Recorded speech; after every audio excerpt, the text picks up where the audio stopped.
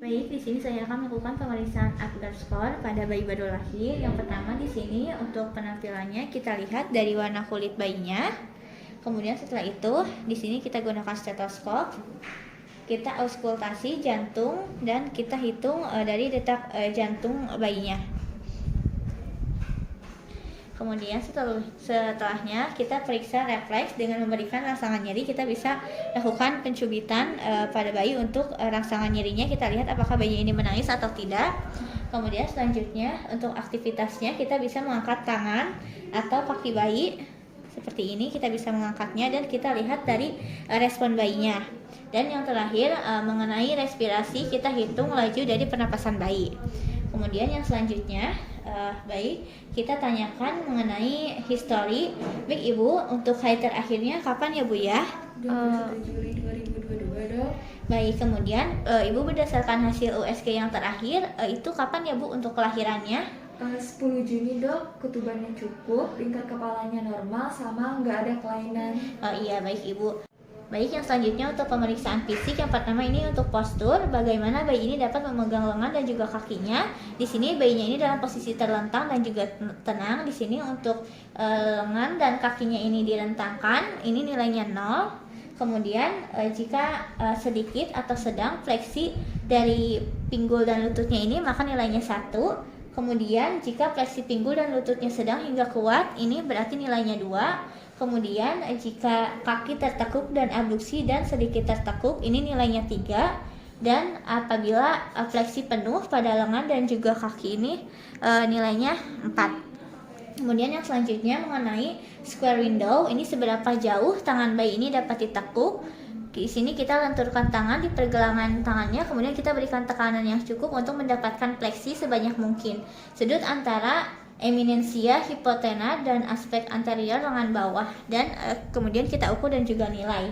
Di sini jika lebih dari 90 derajat itu -1, kemudian jika 90 derajat itu 0, kemudian jika 60 derajat itu 1, jika 45 derajat itu 2, 30 derajat itu 3, dan jika 0 derajat itu 4.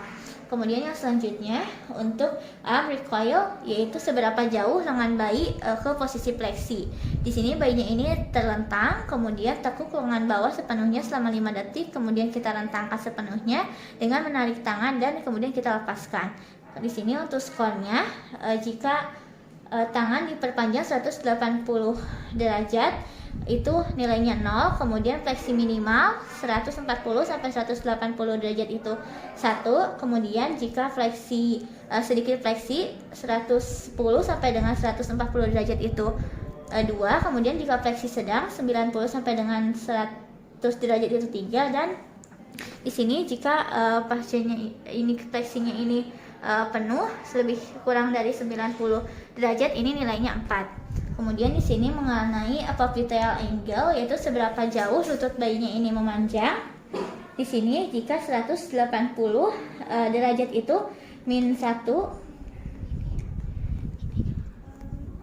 Kemudian jika 160 derajat itu 0, kemudian jika 140 derajat itu 1, kemudian jika 120 derajat itu 2, kemudian jika 100 derajat itu 3, 90 derajat itu 4, dan apabila kurang dari 90 derajat maka itu nilainya 5. Kemudian yaitu mengenai scarf sign, yaitu seberapa jauh siku ini dapat digerakkan melintasi dada bayi, di mana bayinya ini dalam posisi terlentang, penggalangan bayi dan tarik melintasi leher dan sejauh mungkin melintasi bahu yang berlawanan.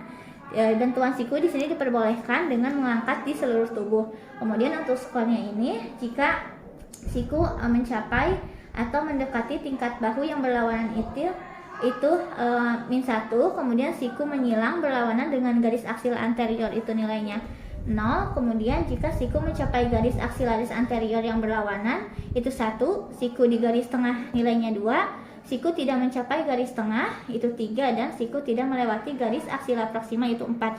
Jadi nanti kita bisa memegang tangannya dan kita lihat apakah tangannya ini bisa melewati dari dada bayinya. Kemudian yang selanjutnya head to ear, yaitu bagaimana kaki bayi ini dapat dipindahkan ke telinga. Di sini jika tumit ke telinga di sini jika -1 seperti ini. Kemudian kita lihat sampai kakinya ini bisa menyentuh ke telinga. Yang selanjutnya mengenai physical maturity, di sini untuk tekstur kulitnya kita lihat apakah teksturnya ini lengket, halus ataupun mengelupas. Kemudian selanjutnya di sini kita lihat lanugonya, bulu halus yang lembut di tubuh bayinya ini apakah banyak, apakah sedikit. Kemudian juga kita lihat dari plantar creases atau lipatannya ini, kita lihat mengenai lipatan ataupun kerutan di telapak kaki bayinya. Kemudian mengenai breast atau mengenai payudaranya, di sini kita lihat mengenai ketebalan dan juga ukuran dari breast tissue dan juga dari areolanya, kita lihat apakah areolanya ada atau tidak dan bagaimana ukurannya. Kemudian mengenai mata dan juga mengenai telinganya, kita lihat di bagian matanya apakah matanya ini terbuka atau tertutup, dan kita lihat dari cartilago dan juga dari stiffness dari telinganya.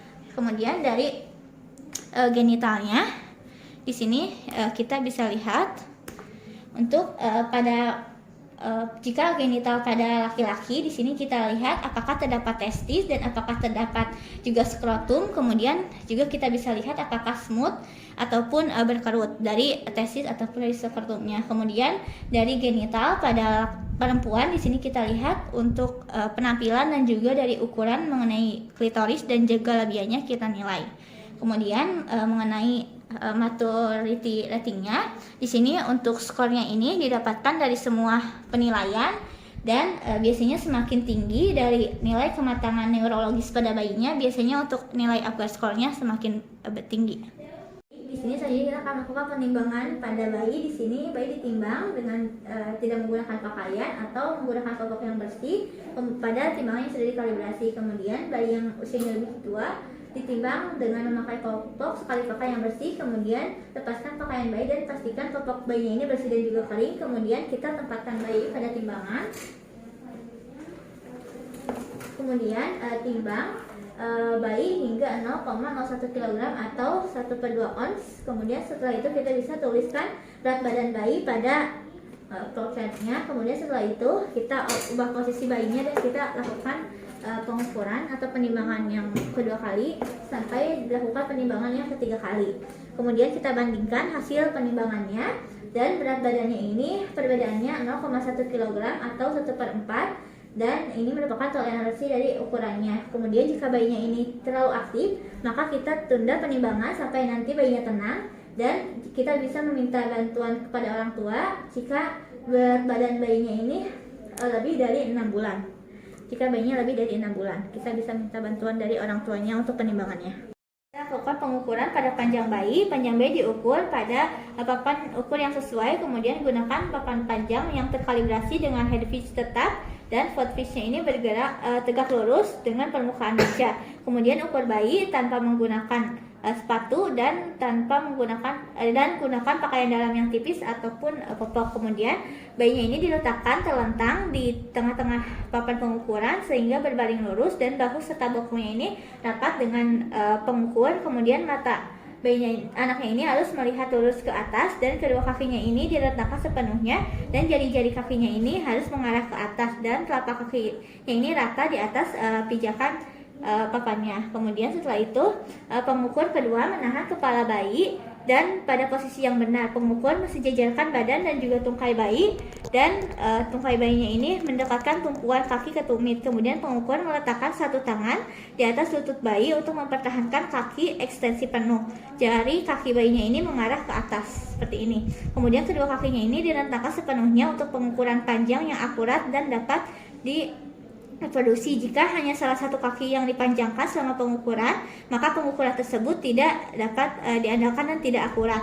Memposisikan bayi dengan benar untuk pengukuran panjang dapat dilakukan tanpa dua pengukur. Kemudian saat kepala diposisikan dengan benar, bidangnya horizontal dan frankfurtnya sejajar dengan head pitch tetap.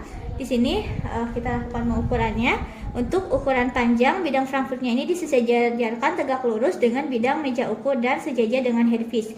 Kemudian di sini kita ukur hingga 0,1 cm atau 1/8 inci. dan catat pengukuran pada grafik. Kemudian di sini kita lakukan pengukuran yang kedua. Kita angkat terlebih dahulu. Kemudian kita lakukan pengukuran yang kedua. Kemudian di sini untuk toleransi perbedaan ukurannya ini 1 cm atau 1/4 inci. Baik, yang selanjutnya mengukur lingkar kepala. Lingkar kepala ini diukur pada bagian occiput yang paling menonjol dan tepat di atas supraorbital. Kemudian gunakan pita ukur yang dapat diregangkan dan posisikan pita ukur ini tepat di atas alis, di atas telinga, dan di sekitar bagian terbesar di belakang kepala. Kita lakukan pengukuran di sini. Kemudian di sini tarik pita ukur dan pas untuk mengompres pada bagian rambutnya. Kemudian kita ukur, baca hasil pengukuran di sini hingga 0,1 cm atau 1/8 inci. Kemudian selanjutnya tulis hasil pengukurannya pada grafik. Kemudian kita lakukan pengukuran yang kedua.